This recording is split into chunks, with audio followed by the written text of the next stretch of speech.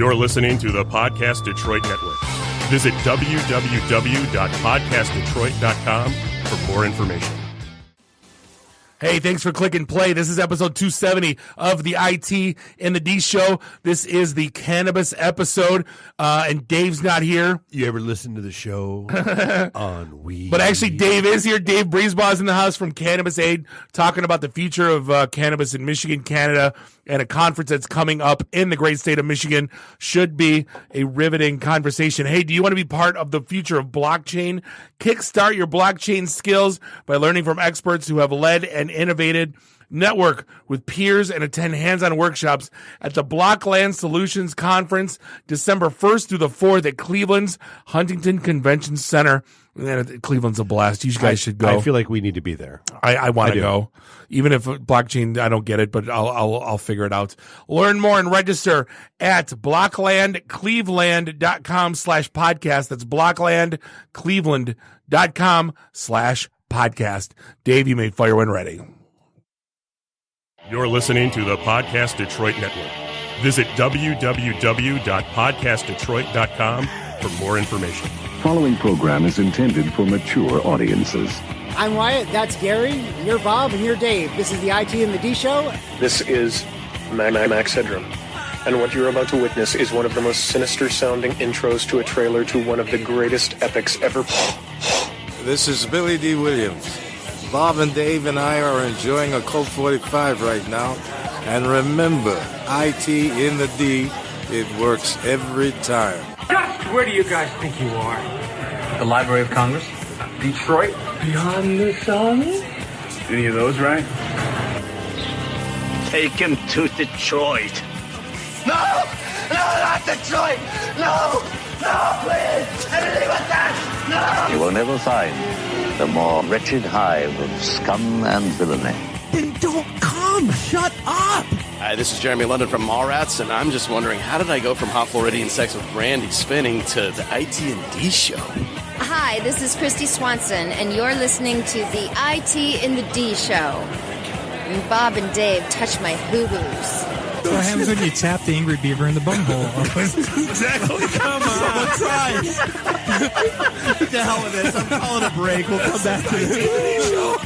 This is Guilfoyle from Silicon Valley, and the only two guys I hate more than Dinesh are Bob and Dave. Suck it, guys. What's up, everybody? This is Billy Zapka. Sweep the leg. Listening to IT and the D Show. No mercy. I may have to wipe the beak off. Hi, this is David Kay, the voice of Professor Xavier from X-Men Evolution. Storm! Come here, Storm. Sit on my lap, Storm. You're listening to IT and the D. Are we at a break yet? Hey, everybody, this is Ted DiBiase, the $1 Million Man. You're listening to IT and the D. And if you want to get your money's worth, stay right here. And remember, everybody's got a price for the $1 Million Man. Hi, I'm Ernie Hudson, and you're listening to IT and the D. All you nerds out there. Nerds.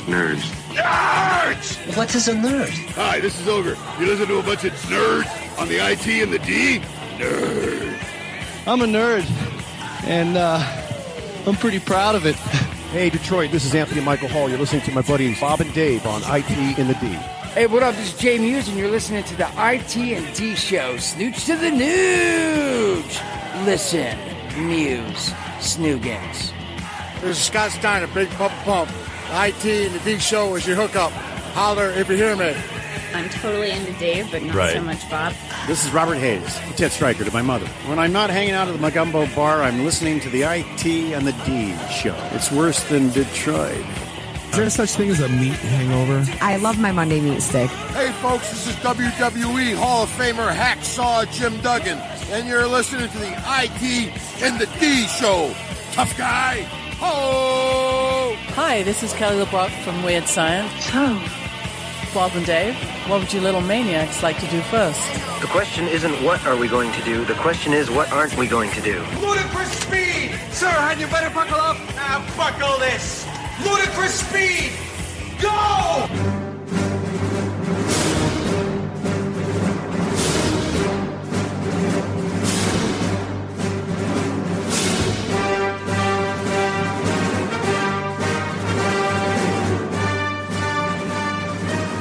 What is up? Thanks for hanging out with us. This is the one and only IT in the D Show. We've made it all the way up to episode 270, recording here in Studio One. Let's do math. No math. Bob is wrong, plus 254. Fine. We're hanging out in Studio One in Podcast Detroit in beautiful Royal Oak, Michigan. This is Bob the Sales Guy. That was Dave the Geek. Nuri the FNG's in Seattle. Randy, I do the Twitters, is in studio tonight. Find us online. Find us online. IT in the D.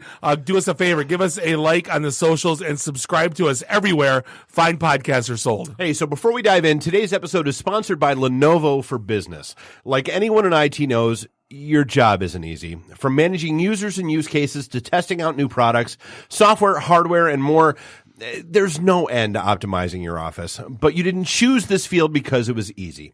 You chose IT because you make smart, smarter, fast, faster, and good, great. Because you solve problems, you troubleshoot, and you never take no for an answer. You do what you do to make a difference. And while you're making a difference, Lenovo wants to help make a difference for you by providing innovative technology, services, and support solutions. Take Lenovo's new ThinkPad P1, the ultimate mobile workstation, or services like Lenovo's DAS or SaaS programs. With their flexible financial options, a suite of data center solutions, premier support, and customized business shopping, there's no end to what you can accomplish. Because when it comes to IT, Lenovo is dedicated to offering solutions that make a difference for you and your company. To learn more about how Lenovo can make a difference for you, visit www.lenovo.com/SMB. That's www.lenovo.com/SMB. Lenovo, making a difference for those making a difference. So speaking of the chime, I went and saw Halloween yesterday, and how'd that work out for you? You know, it was written by Kenny Powers, and I forgot. And because all of a sudden I'm looking at the credits in the beginning, John Carpenter with all the usual suspects, right? And here it says written by Danny McBride, and I'm like, holy shit! I had no idea that was Kenny the Powers, thing. right? So the whole entire time, you know, being a Eastbound and Down fan, Vice Principals fan, I listened. And he got to squeeze in about 2 one-liners in a 2-hour movie. And you knew it was him. I am Michael Myers, Le Flama Blanca. Right. Well worth it. They did it justice. It was, you know, nothing over the top, and it was nothing underwhelming. It was just kind of like a good Halloween movie. I recommend. Yeah, it's one of those, you know, it was good. They like, is it a sequel? Is it a continuation? Reboot? It's 40 years later. Michael Myers is in the in a wheelchair? No, he's standing in the a middle walker? of no, he's just standing. Like in a psych hospital. I heard they ignored some of the previous movies. Oh yeah, well they did, as they should. Yeah, there wasn't Silver Shamrock did not make an appearance in this Halloween we all movie. pretend Halloween 3 just never happened. I couldn't even tell you what happened in that. Halloween in space, like all of those. Yeah, none of that happened. Jason didn't come out at the end, and you know, none of it. It's like it's 40 years later, and Jamie Lee Curtis is a grandma, and it's kind of like it's kind of like Terminator 2. Like Halloween Terminator 2. No, that was Terminator 3.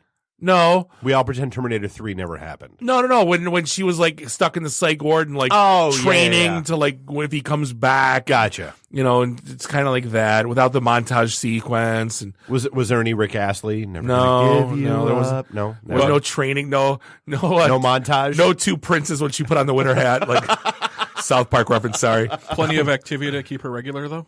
Yeah, she did. I was like, hey, kids, that's the lady that's got diarrhea and has to have yogurt. Like, Activia. Oh, wow. So I know we don't really do politics on the show, but I'm sorry, this made me laugh so hard. A new app launched for DonaldDaters.com is the app that went live for people who approve of our president to date other people who approve of our president. Was it? And I'm sorry, that's not the funny part. The funny part is that the app had a data breach after 1 day. See, now I thought it was set up as a troll. No. Like we're gonna expose all the people on this, and you know, it's like a 4chan thing, and we're gonna, you know, because like everybody's shit got exposed, like their messenger Day chats. one. Right. Like, maybe if it was a troll, they would have waited maybe 30 days to get a good sample size. Right. I feel like, day one's a little bit much. But if you're rushing out day one, you kind of Donald you might deserve it. You might deserve like everything that happens. I can't find good Donald supporters on Match.com. Well, I mean, apparently they didn't go to Farmers Only, which, as we all know, the unofficial motto is we can't say white people only. Right. But you know. You wink, wink. One of the things that I'm so sick of political correctness these days. Like it's almost like I long PC for the principle, bro. Right? No, I'm loving the memes that are out now. Like going, hey, remember when your 5th birthday and there was like a lit cigarette within like 2 feet and a beer can that my grandfather had me hold along with his beer. Right. Yeah. Well, DC gets their own share of blame, and I get it. Like they're like the city or the comics. DC Comics gets their own share of hate. This time though, that you done screwed the pooch, DC. Are we going to talk about the Batman penis? Yes. No. We're talking about our Mr. Robin, the boy wonder, Mr. Nightwing. Oh, speaking of penis. They're changing his name. He's no longer Dick. Dick to Rick. He's Rick Grayson now. Rick. Nightwing is now Rick Grayson. And those who are Batman fans know. Robin became Nightwing, and that became a thing, which is great. And they're continuing that story, but now his name is no longer Dick; it's Rick. Coming from and a no family K on the end either. R-I-C. He's Rick Flair. Woo! Yeah. My father was a Richard. My cousin was a Richard. My dad went by Rich. His friends at work called him Dick, which sucked when they called. Let me talk to Dick, and I'd F you, and I'd hang up on him. Like, come on. Like, he never just said, okay, now call me Rick. It's just like any old man, that's Dick. He's Dick. He's Dick. And it's fine. Yeah. Like, no one, there's no giggle. It's just like, there's Mr. Dick. Dick. Well, the story reason for it is he got shot in the head and has amnesia, so he doesn't really feel connected to his old identity. That's a rationalization. Well, then be Steve. Like, be like George, Wendy. Whatever. Right? Stupid DC. Yeah, pick your name. But speaking of movies and speaking of Halloween movies, I hate when people tease that they're going to come out with movies that I know I want to see. And Mr. John Carpenter, who. Dude, please let this happen. Please! They Live might see the light of day. They Live 2. Electric Boogaloo. Electric Boogaloo. Needs to happen. But here's the thing again, only if it's a legit continuation. Oh, it is. It's supposed, like the rumor, like the stories that went along with it. It's going to be a sequel. It's not a reboot. It's not a remake. It's not anything. And it's supposed to keep to the original themes. Because I mean, like the part that a lot of people miss, which was amazing, is that They Live, the original, was basically social commentary on Reagan America and consumerism and all that shit and everything that goes along with it. So I would love to see his take on America today. Yeah, consumerism sucks. But go to the movies and see my movie and pay for it. Right. Oh, yeah, capitalism's awful. Buy my book. But don't pirate my movie. Buy my book. Yeah, right. God, freaking love that crap. So, I want to talk about dumb people. Speaking of changing the name from Always. Dick to Rick. I never really took the people at Cracker Barrel for being the smartest people. Well, and let's be honest, we're still angry at them because as middle-aged white men, we feel they should have to change their name from Cracker Barrel. Yeah, I'm no comment. But what happened was they had to they had to pull a product off the shelf, which I don't even know why they sold in the first place. It's wooden pineapple. A wooden pineapple with metal leaves on the top, and someone cut their hand. It was more than one person that shredded their hands on the metal leaves on the wooden pineapple. Many that they had to recall and pull the product. Warning people, you should stop using it. How do you use a decoration? And what would you do with a wooden pineapple? I mean, pineapple's a symbol of hospitality. Like, I'm not trying to judge, but okay, I am a little bit. Let's be real. My assumption about the stereotypical Cracker Barrel demographic, this story makes perfect sense. But he goes, wouldn't they just put it right next to the Live, Laugh, Love sign on the wall? Oh, absolutely. Right. Yeah, for sure. You're not gonna. It's not like you play where they're going, let's play toss the pineapple, and they throw it back and forth on the couch. Like, what the hell is he gonna do with it? Dude, I don't know. Like, just leave it on a friggin' nightstand and be done with it, or put it out in front of your door, advertising you're a swinger. Whatever. I don't know. That's weird. You know what are weirder? The Sling commercials. They're creepy. Sling? Like, yeah, they're like the Sling couple. TV? Yeah, they're like, are you slingers? Oh, and, yeah, stretching that's- out his hamstring and like talking to other couples, going I like, have not seen we're one of these yet. slingers. I don't watch Oh, commercials. it's not. Yeah, the man starts unbuttoning his shirt because he keeps hearing swingers instead of slingers. Yeah, it's creepy. Like, she's stretching out his hamstring like on the dinner table, like with other people around, and like, oh, we get warmed up before we sling. Yeah, it's weird, dude. They're on YouTube, I'm sure, everywhere. I'll go check them out. Yeah. That sounds bizarre. Oh yeah, It the is. woman's like got her legs crossed weird, and yeah, it's not. They're not good. So I do want to give a shout out. I love this show. It has been friggin' phenomenal. If you're not watching Big Mouth on Netflix, please do. Like, I want feedback. I want commentary. I want you to tell me how awesome this show is, because it is so good.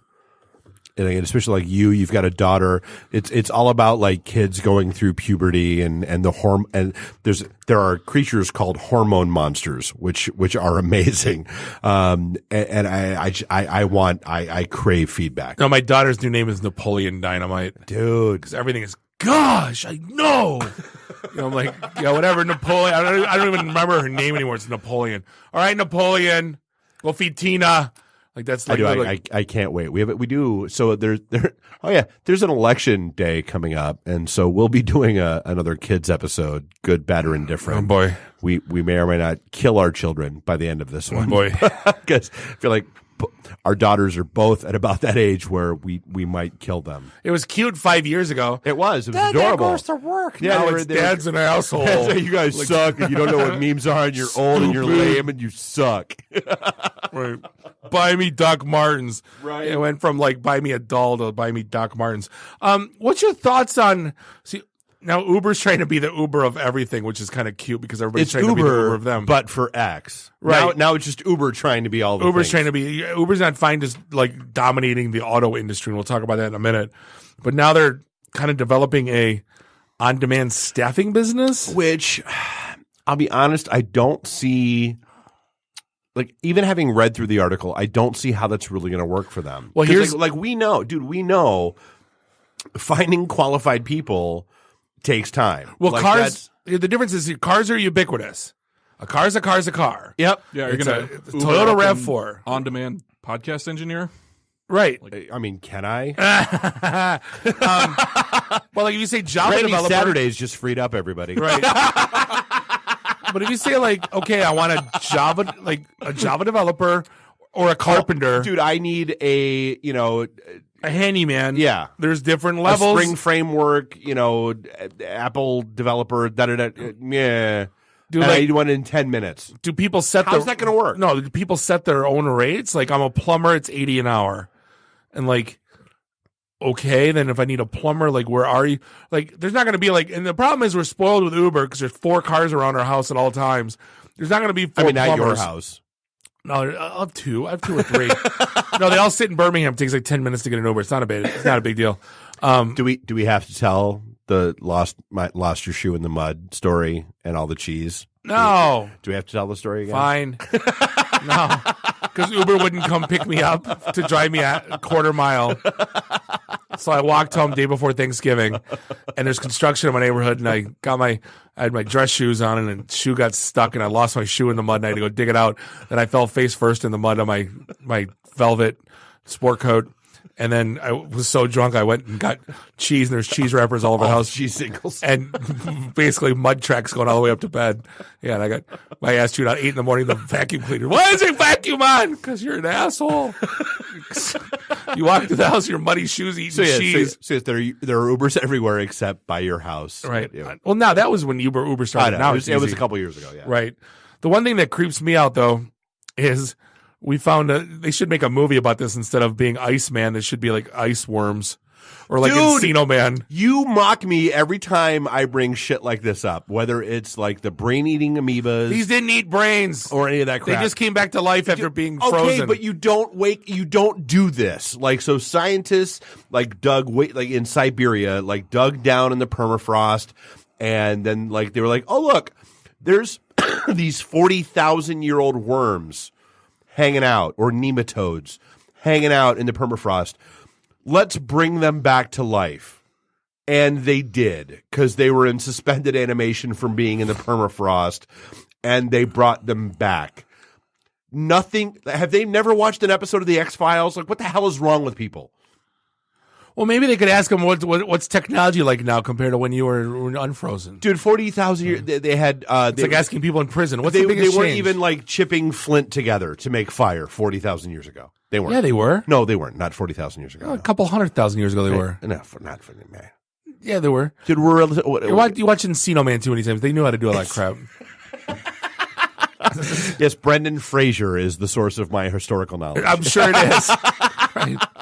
No, I mean, I don't like this. And they said, oh, it's going to have great advances for like what we want to do with missions to Mars and all that. And I'm like, but like, this is how you end life on our planet as we know it, by bringing back shit from the past. Wait. That we don't have any defenses against. What are they going to do with smallpox U.S. Like, 1400s? Yeah. What are they going to do sending worms to Mars? What is that going to, except for being Planet of the Worms? Like they're going to end up, it's going to be like Dune, like on Mars. The sandworms were friggin' awesome. Right. But, or no, what's the one with the dad from Family Ties? They had like 8 of them. It was like the stupid in the Arizona desert. And there was Tremors. Tremors. Thank you. This is stupid. It's going to be like Tremors in Mars. These stupid worms are going to grow up and they go, there goes the planet. They're allegedly they're saying that what they can learn from the worms they can transfer to putting people in suspended animation, but like nematodes don't have brains like we do. They don't have like fully developed. You can cut them in half and they still go. And you cut them in half and they become two things. Right, and the poop the mouth and the other way. Yeah. Yeah. Who cares? I got nothing. I'm just glad it's not my job. I'm going to cut this worm for 3 weeks and study its findings. The one thing that gets me, they said we have to ask permission, but everyone knows that they're going to make some stupid Candy Crush app so it gives permission. But apparently they're trying to get 500 million smartphones basically to be capable of reading atmospheric pressure. So now we turned into sensors for the effing weatherman. But is that different from SETI at home? Is it different than the real-time traffic mapping?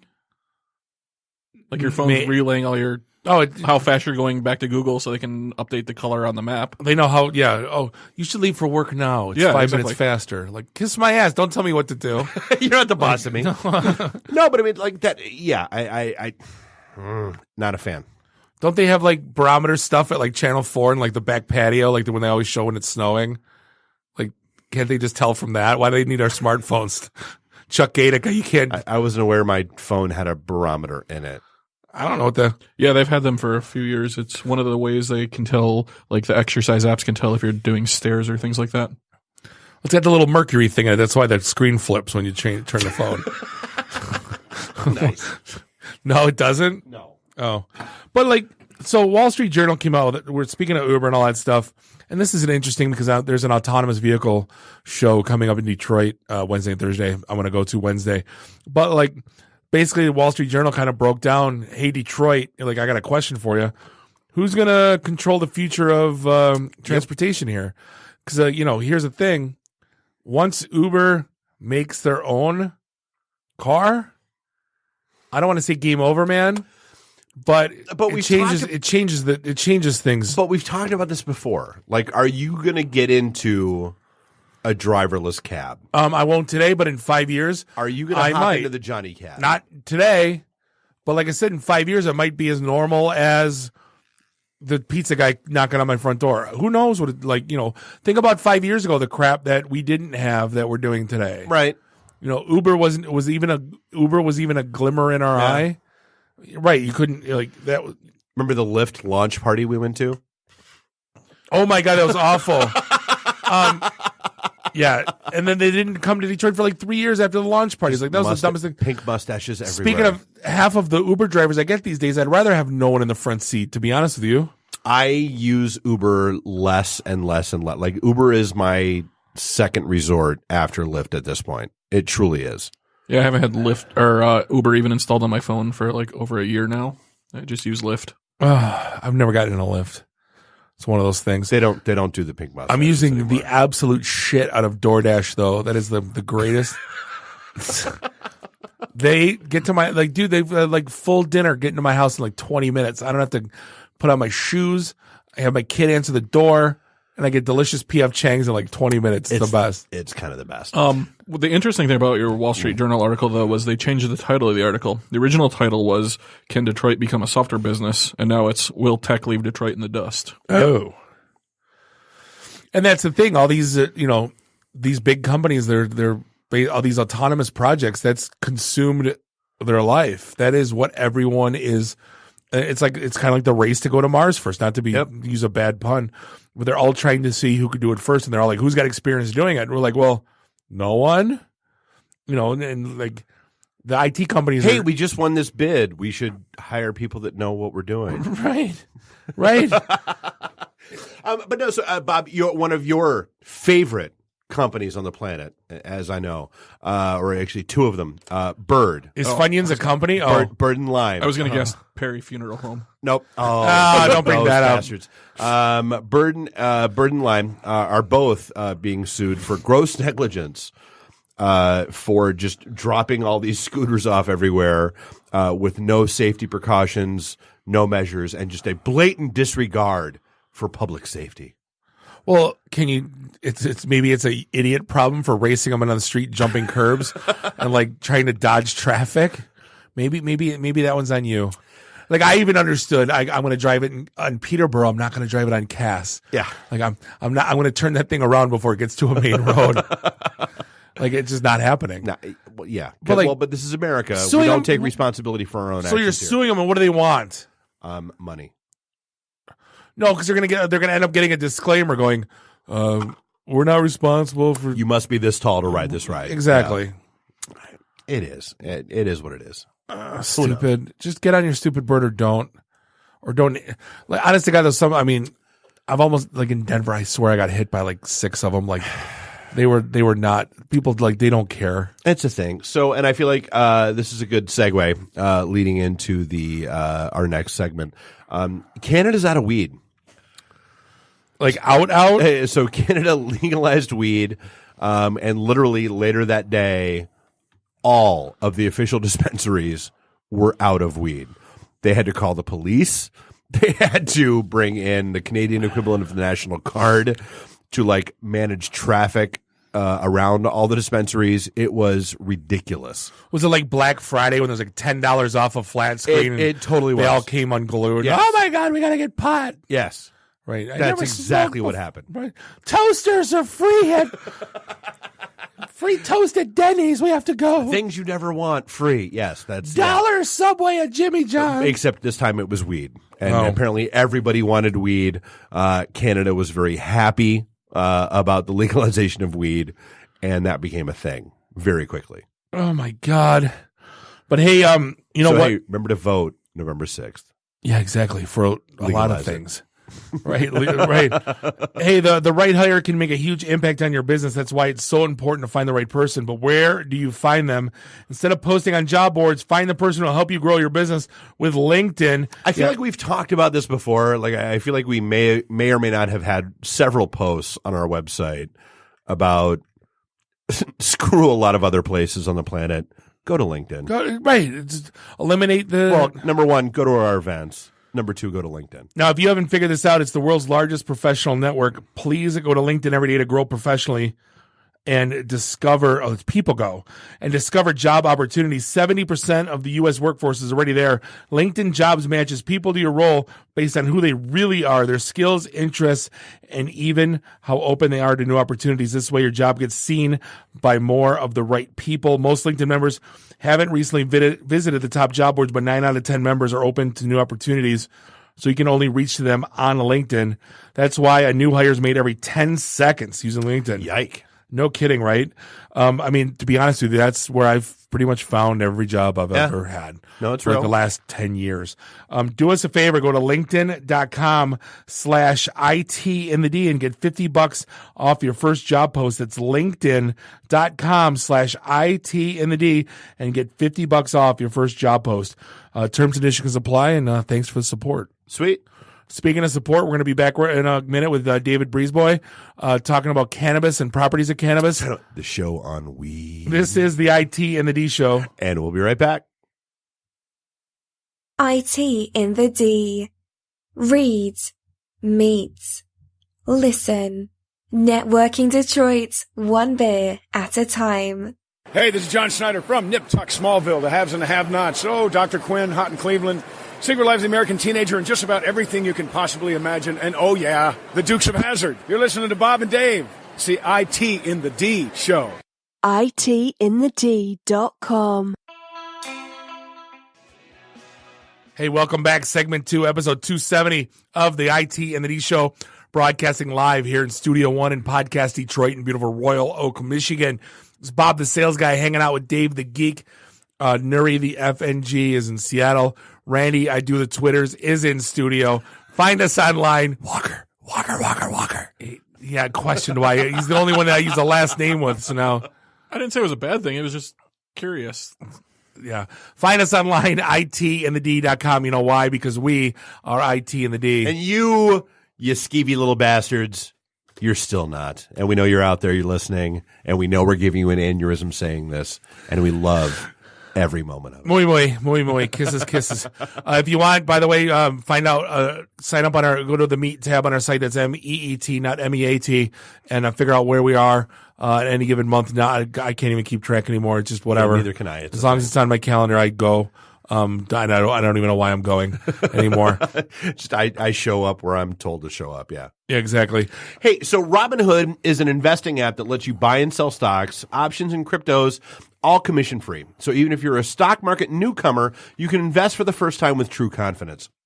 While other brokerages charge up to $10 for every trade, Robinhood doesn't charge commission fees, which means you can trade stocks and keep all of your profits.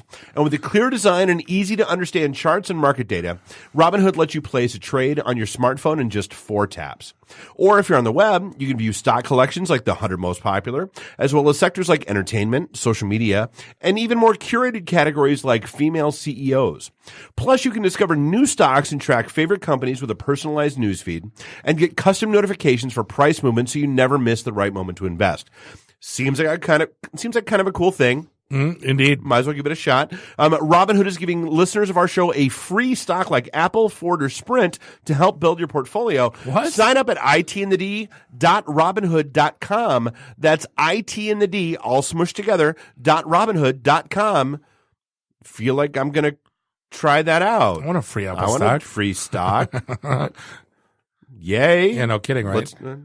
We'll report back next week. Right. But hey, we have he hasn't said a word. He's got the best radio voice we've had probably in the history of the studio. I swear I thought it was Pharrell if you listen to Sports Talk Radio. But we got David Breezeboy in the house. He's from Cannabis Aid. What's going on? Well, hey guys, thanks again for having me on the show. I really appreciate it. I totally thought you were fake. It sounds like it's almost like a Muppet. Like you should be doing like so many different, instead of being like a pot guy, you should be like, he should be the hormone monster on Big Mouth. I don't know what that is. Me either, but I like the sound of it. Yeah. Where do we go from there? Right. Yeah. So how do you get into, I guess, the pot? You know, obviously we've seen it kind of the medical marijuana stage. We've, kind of want to get into, what this industry is looking like. But how do you get into, or how did you just say like one day wake up and go, you know what? I'm getting into the pot business. Well, I got to tell you, I mean, no pun intended. It's a growing industry, and it's right. It's the next big thing here for Michigan and arguably for our country in general. So, I really have to give credit to Thomas Tong, my partner and everything, and a dear friend for so long. But it's the genesis behind the event we're having at the end of the month has convinced me, rightfully so, that this is the sector to be involved in. Especially in Michigan, the way things are coming together. So if we were going to stay here in Michigan, this was the thing to do. Well, I just got back from Colorado, And the amazing thing was, how lax it was. It was, you would walk down the street and you would basically smell that smell, Ooh, that smell. Exactly. Everywhere you went, we would go to state parks on the weekend, and it's like, oh my God, Mary Jane. Like, where did that come from? And it just seems like it just permeated everywhere in that state. But when you look around, everything's clean. All the streets are nice. Everything's good. You know what I mean? There really wasn't any bad that I could see at all. Well, and that's the point, right? Have you been to a MedMen store? I mean, they look like an Apple store, honestly. This is a dispensary. This is a marijuana retailer. And yeah, the state of Colorado has a number of years on us in development of the market, but Michigan is right behind them. We are, a lot of people don't know it. Like, that was one of the things I don't know that I knew that. In fact, I know I didn't know this. Like, Michigan is number 2. The second largest medical cannabis state market behind California. We're 8th in population, guys. You know what that means about the density? We have a high density of marijuana. And you ask anyone on the street, there's no way anyone would guess that. We wouldn't even be in the top 10 if you ask anyone on the street. That number comes from Roy Bingham at BDS Analytics, and they're a data company and a sponsor for our event. They have been doing great work in quantifying the market and taking it from bro science, is where it's been, right, into real scalable industry. And, that's the point that Michigan is at right now. We have this massive, massive market, but just this year we're starting a full commercial framework to support it. And it's very exciting because the framework is business friendly.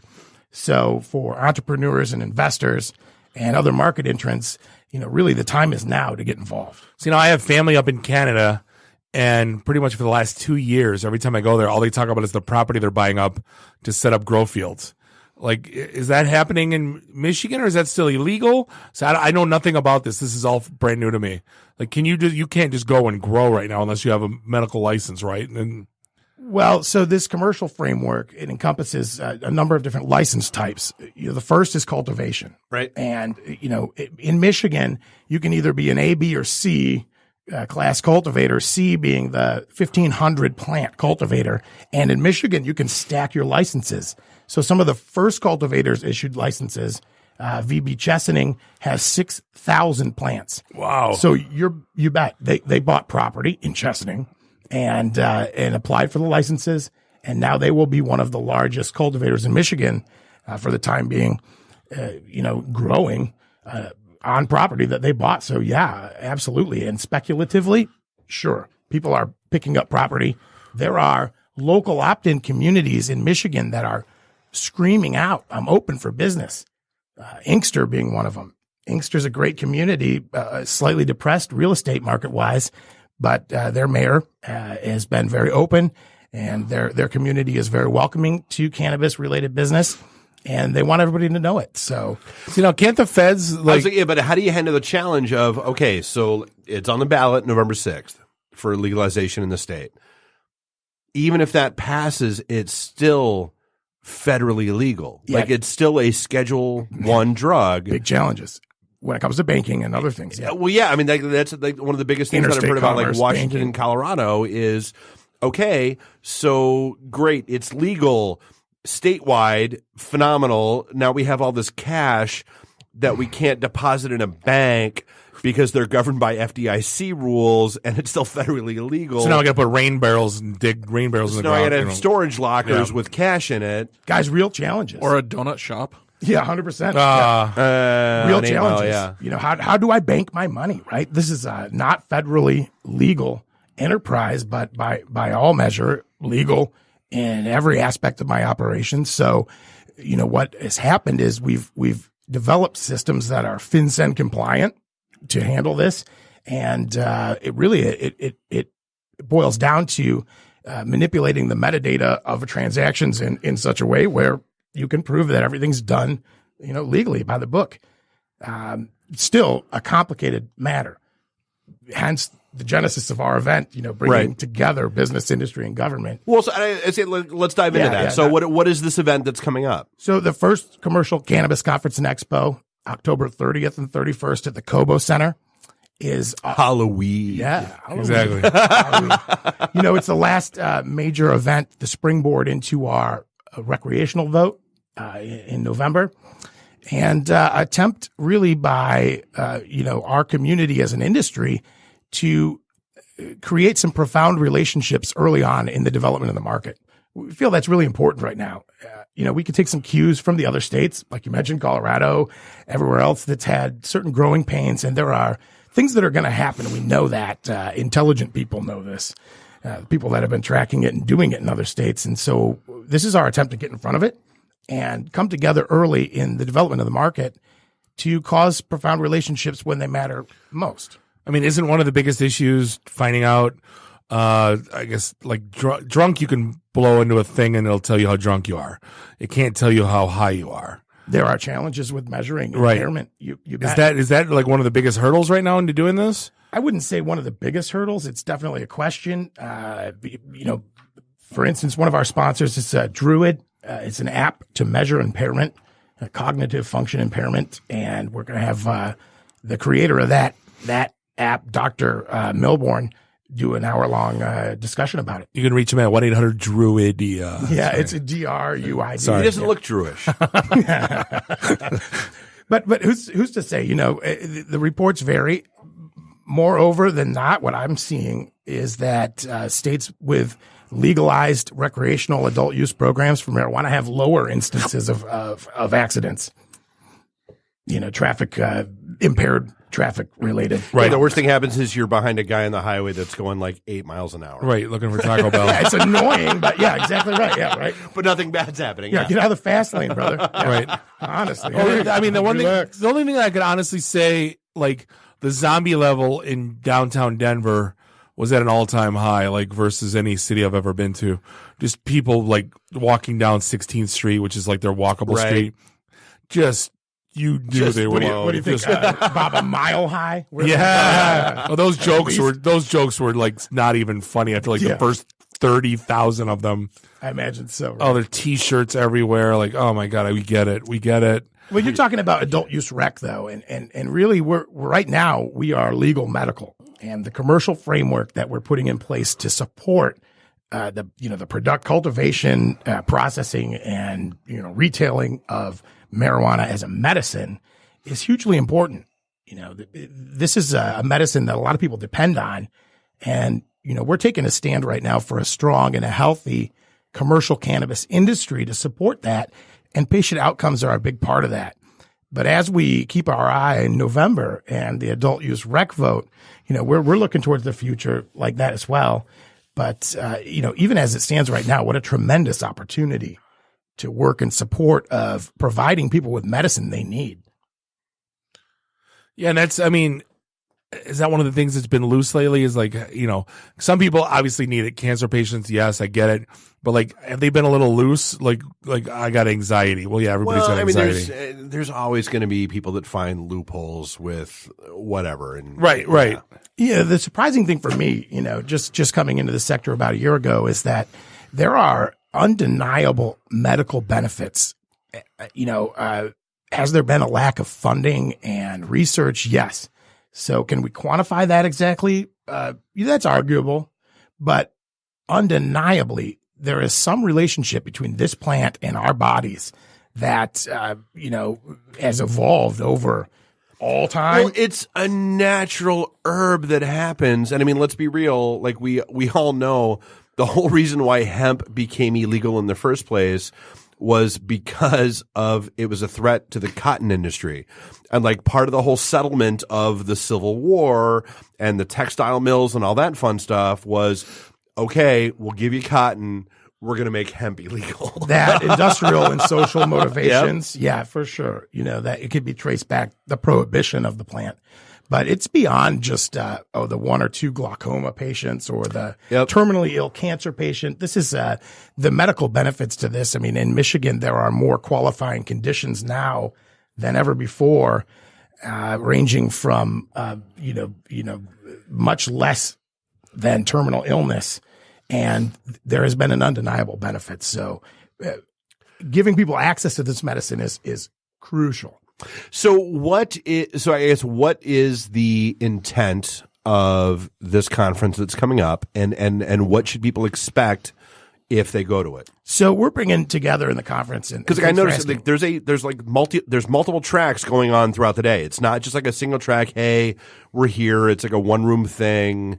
Blah blah blah. I mean, it's like you've got a good set of discussions going on. Yeah, over 50 leading experts from the industry, and really, it's our attempt at causing profound relationships early on in the development of the market, but by bringing in experts from business, industry, and government, because we think it's so crucial at this time to have these conversations and really all to come together at this point in the development of Michigan's market that, you're right. So we have sessions that relate to cultivation, the business aspects of things, the industry, how to market.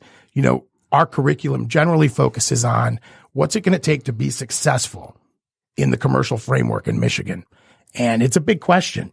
A lot of ancillary industries a lot of adjacent type businesses are built up to support this. I mean, it's a high compliance industry. So we have everything from pest control plan, security, transportation. How do you ship it around? And all the software applications to support it, right? Seed to sale tracking. Know your customer, these things. So it's becoming a very complex system of opportunity really for Michigan. So, I guess the numbers got to be back from Colorado is what the economic impact that hit that state. It's in the billions of dollars.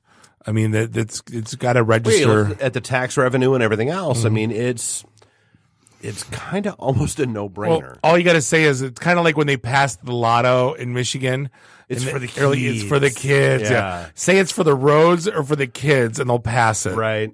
Well, but it is. So the medical market here in Michigan, roughly $630 million in 2017, and that's this is on a private system, a patient caregiver model. Right. We're transitioning from that to a full commercial framework, which is large cultivation facilities, processing centers. You'll see brands and you'll see provisioning centers so people can get their medicine. But with the passing of adult use rec in November, vote yes on Prop 1, everybody. Yeah, I love how he calls it medicine, by the way. It's like what I call my whiskey. Well, give dad his medicine. Daddy's mean juice. Yeah, I've heard that one before. But guys, it's a $1.2 billion in annual sales in the first year. That's the estimate. And wow, literally across the board, every other state underestimated, by a factor of about 3 from my knowledge. Again, Canada ran out of weed. Did you see that meme? the Canada on that day, the big cloud over Canada. Yeah, satellite image of Canada on the 17th of October, 2018. It's their new Thanksgiving. We're just going to move Thanksgiving to when we legalize pot. We've got a lot to look up to our northern neighbors on that one. What a move! What a precedent-setting move, and everybody's going to have to follow suit, I believe. Yeah, and that if you look at it from not only that, it's not even just the smoke. Now you have the vape pens and the edibles, and it's the gummy bears. Because it's a thing. You can get that. You can basically put it into anything. Guys, the delivery mechanism, whatever it is, the method that you get it, as long as you can get it, that's the point. The challenge is making the medicine accessible. Stephen Goldner, one of the inventors of many pharmaceutical things, is got a business in Inkster, and it's called Pure Green. They have a pill form. This guy, Stephen Goldner, invented methadone. He's a serious player, and was on the board of FDA. And that was always the problem with pot, wasn't it? It was the stink. I mean, it stinks, and it sits on your jacket for days. That smell. Yeah, but somebody like my mom who's got can't take for whatever reason or another, some pain relievers that are over the counter. Right. And they want to give her just Norcos or something, right? Right. And then you get into that whole opioid thing. But instead of that, how about just a little CBD pill, a sublingual tablet? Right. Well, did you look at the latest opioid stats? Like it's a 9/11 happening every month. Pretty much about 3,500 people are dying. It's terrifying. From if people knew that it was 9/11 every month, think about how this country would come together and just like, are you kidding me? Put a stop to this. It's very sad. Right. Yeah, it's very sad. And I get it. There's a time and a place for controlled use of those medications, but as it stands, there's definitely a problem. Well, it's gotten to be literally an epidemic. Yeah, Literally, yeah, no doubt. And that's one of the things I always can't stand is I'm not a proponent of pot. I've never been. We talked about it offline. I don't smoke. I don't like it. It doesn't. But it does good for people. And one of the things that God, I just totally lost my train of thought. Well, as soon as I started thinking about it, I'm like Maui, wowie. Yeah. Yeah. No, it's understandable, right? I mean, there's a stigma attached to it. But guys, when we're talking about it just as medicine, right, despite all the arguments about what should be recreationally approved and hopefully will be this November, if everybody gets out and votes, then, what is it as a medicine? And it's a way to avoid, serious problems. Well, that's what I was getting at too. Hopefully we're past the, God, what the hell was it? Shit, it's not ganja madness. It was the, the reefer madness. Yeah. Hopefully we're past those. Seriously, it's like weed. It's not a gateway to harder drugs. And that's what I was going to say. The misinformation that's being spread to snacking and arts and crafts. It really is. Well, the prohibition was also a prohibition on all of the studies and everything else that other medicines got. Yeah, right. And so what we're left with is, bro science evolving. Right. And thankfully so, because here's Michigan and we're on the precipice of something great right now. And, really that's what we're attempting to do and bringing everybody together. No doubt. So, where do you get tickets? Yeah, right. Cannabis-aid.com. And everybody listening, if you use the code IT in the D, $100 off your ticket. Nice. I know, right? Full conference and VIP passes, $100 off. And it's a 2-day thing, right? It is a 2-day conference. It's on Tuesday and Wednesday.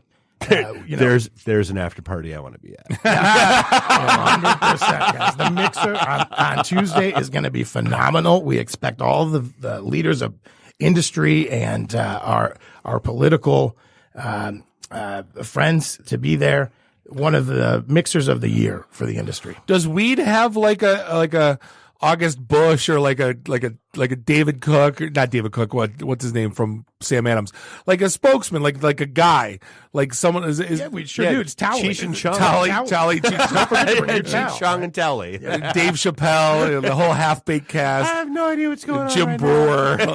Yeah, but it is incredible, actually. Some of our speakers, Ed Rosenthal, the guru of ganja, he's got a big following. This guy is one of the spokespeople. So how do you not get Jim Brewer on stage to talk about Funyuns for a half an hour? They'd be like, I want some sour cream and onion chips, man. Like that. I'd love some Funyuns right now. Are you offering? No, I know Chong's been like an activist in trying to push laws too. Is he not around? Is there anybody? He's been here in Detroit for a few events. Yeah, absolutely. Yeah, I did see a picture with Ed Rosenthal, who's one of our keynote speakers, and Cheech or Chong. I can't recall which one. Just recently. One has a lot of hair. One has little hair. Yeah, I wasn't paying that close of attention, but yeah, to be honest with you, we're excited to have them, whoever they are. Right, cool. So cannabis/aid.com. No, cannabis-aid. Yeah, slash. Oh, dash. No, not slash dash. I see in my head it's the cross. I know. Yeah. Dash. Fine. Cool. Well, code IT in the D, $100 off, guys. Seriously. Nice. Devil's Night and Halloween. Sounds like a party. I feel like maybe we should do a remote broadcast. You and a remote broadcast. Hey, we'd love to have you guys. Yeah, I want to. Dave, appreciate coming out and hanging out with us. Thanks we had for a blast. having me, you guys. I love this. First time we had talked about this at length, but I think it was important this time. Yeah. Yeah, happy to do it anytime, guys. I think it's something we need to talk about, and I'm proud to do it on your show. Agreed. Yeah. So, hey, we're going to wrap things up for this episode 270 of the IT and the D Show. We'd like to thank our sponsors, the Cleveland Visitors Bureau, Lenovo, LinkedIn, and Robin Hood. I'd like to thank David for spending time with us. And on behalf of Bob, Dave, and Randy, do us all a favor. Drink up your drinks. Get your phone numbers. You don't got to go home. You just got to get the hell out of here. See you next week. Drive careful. Beat it. See ya. The emergency destruct system is now activated. Conan, what is best in life? To crush your enemies, see them driven before you, and to hear the lamentation of their women. Long live Flash. You've saved your Earth. Have a nice day. I have come here to chew bubblegum and kick ass. And I'm all out of bubblegum. Nice shooting, son. What's your name? Murphy. Make the run. Hurrah! Game over, man. It's game over. It's over, Johnny. It's over. Nothing is over. Nothing. You just don't turn it off. I can't say no, and I don't really want to, so. Well, especially with the back doors open. Yo! Hold up! Time out! Time out! Y'all take a chill. You need to cool that shit out. And that's the double truth. Root. Bob loves it in the can. I hope this was as much fun for you as it was for me. That's why I like it in the can. Joe on the cheese.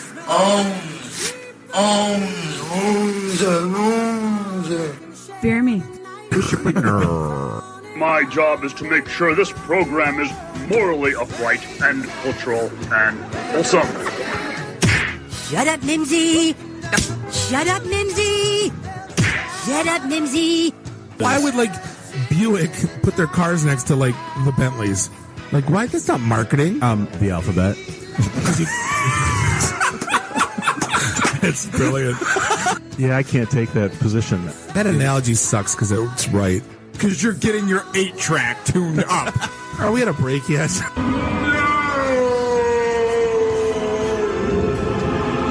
Yeah, so now I'm just doing stupid stuff to make me laugh. Venture capital is not the end game. When are we going to talk about me? Jane, you ignorant slut. It's my show. I can say what I want. Yeah. Kiss my ass, go home, unplug, get off the goddamn internet. You are everything that is wrong with the internet right now. You're so white right now. I'm the whitest guy in the room. Just explain it to me. I love this city. I was banging on the wang. Really? Should we talk about this? Tag team it. Should I keep going or should I stop? Can I just say, it's been great being on a show that talks about Mickey Rooney dying for 20 seconds and then poop for 10 minutes.